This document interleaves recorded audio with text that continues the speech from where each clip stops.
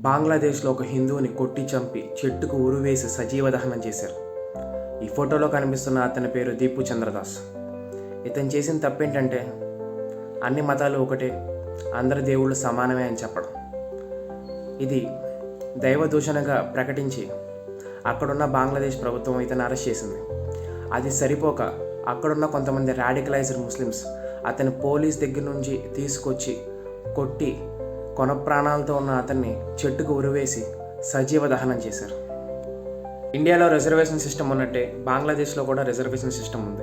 కానీ బంగ్లాదేశ్లో reservation system freedom fighters and their ఫ్యామిలీస్కి.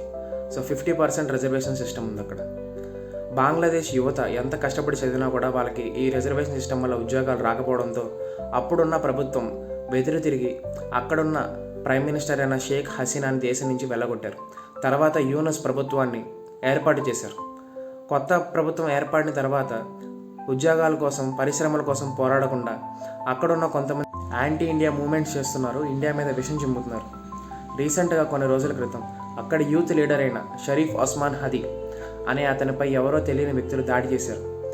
ఆ దాడి చేసిన తర్వాత అతను హాస్పిటల్లో కొన్ని రోజులకు చనిపోయాడు.